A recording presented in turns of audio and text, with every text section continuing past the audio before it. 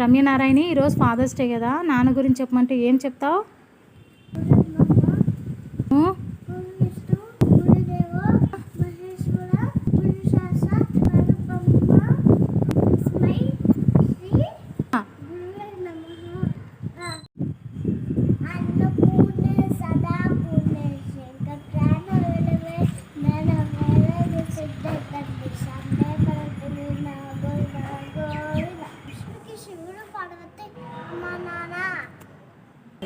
అంటారు మా నాన్నది.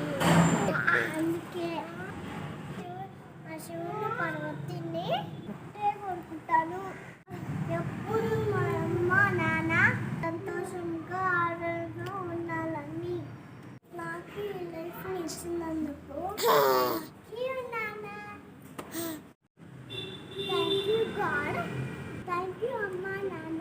నాన్నకి విష్ చేయి రమ్య. హ్యాపీ ఫాదర్స్ డే నాన్న.